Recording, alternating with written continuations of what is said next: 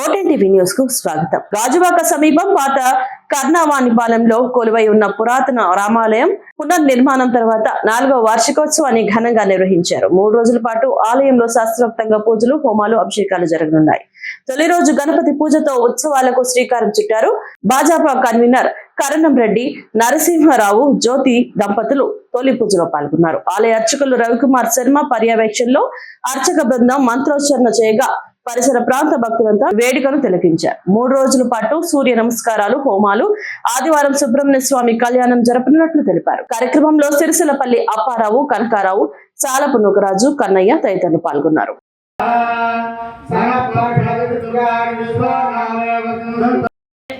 జై జై శ్రీరామ్, జై శ్రీరామ్, జై జై శ్రీరామ్. ఈరోజు గాజువాక 72వ వార్డు పాత కర్ణవాణిపాలెం మా గ్రామంలో ఉన్న రామాలయం యొక్క 4వ వార్షికోత్సవం. నూతన రామాలయం నిర్మించి 4 సంవత్సరాలు పూర్తవుతుంది. వేద పండితులు శ్రీ రవికుమార్ శర్మ గారి ఆధ్వర్యంలో ఉదయాన్నే మొదటి రోజు పూజలు నిర్వహించడం జరిగింది. నవగ్రహాల పూజలు, అదేవిధంగా సూర్య నమస్కారాలు, ప్రత్యేక హోమాలు 3 రోజుల పాటు ఈ కార్యక్రమాలు జరగనున్నాయి.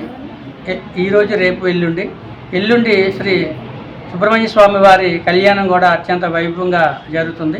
మరి ఈ ప్రాంతంలో ఉన్న భక్తులు, ఆలయ కమిటీ పెద్దలు అందరూ కూడా ఈ కార్యక్రమంలో పాల్గొన్నారు. వారందరికీ మరి లోక కళ్యాణార్థం ఈ యొక్క కార్యక్రమం జరుగుతున్నది. ఇప్పుడే పంతులుగా చెప్పినట్లుగా మరి ప్రతి ఆలయానికి కూడా ప్రతి సంవత్సరం ఇలా వార్షికోత్సవ పూజలు, అదేవిధంగా శ్రీరామ పూజలు అన్నీ చేయడం ద్వారా చూస్తున్న మొన్ననే ఈ నెలలోనే శ్రీరామనవమి జరిగింది. 5,000 మంది పైగా భక్తులంతా తరలి వచ్చారు. వారంతా తీర్థప్రసాదాలు తీసుకొని స్వామివారికి మొక్కులు చెల్లించుకున్నారు.